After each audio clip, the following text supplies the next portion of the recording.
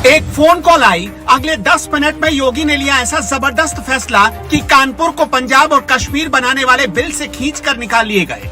जिस तकनीक से बेकनगंज के गुनहगारों को पकड़ा गया उसके बारे में जानेंगे तो आप भी बोल उठेंगे, सल्यूट है योगी सर की खाकी को। कानपुर की डीएम एक्शन में थी, एसएसपी एक्शन में थे, योगी तक खबर गई, एक आदेश आया और फौरन लखनऊ से चल पड़ा एक धाकड़ ऑफिसर। ये सब कुछ इतना तेज हो रहा था कि किसी को खबर तक नहीं लगी।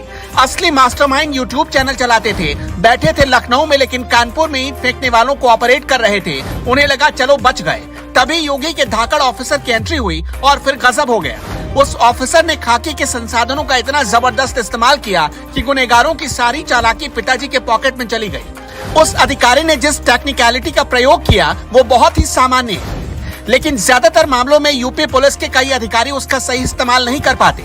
अगले 3 मिनट में आपको यही समझाने वाले हैं कि योगी के पास जैसे ही बेकनगंज की खबर आई, अगर उसके अगले 10 मिनट में वो एक्शन नहीं लेते तो कानपुर की तस्वीर अलग हो जाती।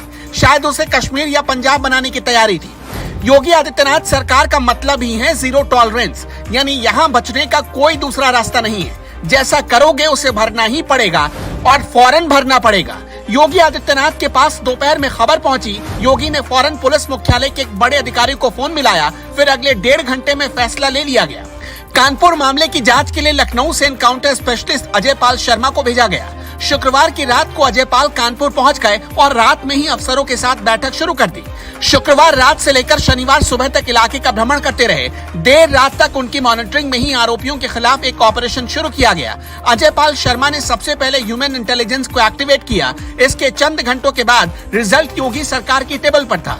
बेकनगंज मामले का एक आरोपी जावेद अहमद यूट्यूब चैनल चलाता था और लखनऊ के हजरतगंज में उसका ऑफिस था।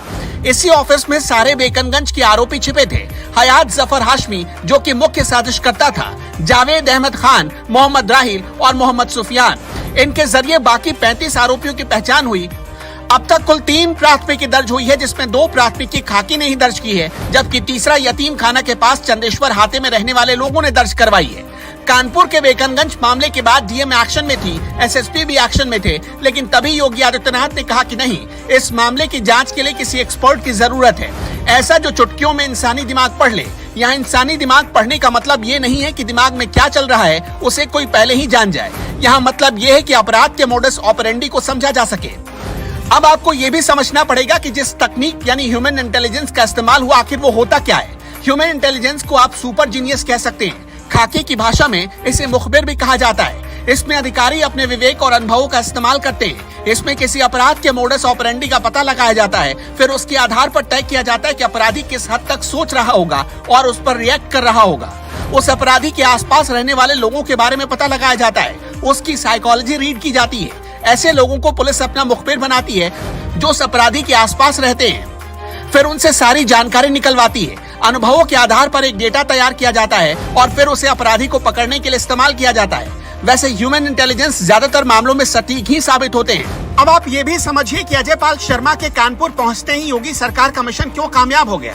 दरअसल अजय पाल शर्मा 2011 बैच के आईपीएस अधिकारी हैं। 2012 में यूपी आए तो ट्रेनिंग में पहला मौका कानपुर में ही मिला।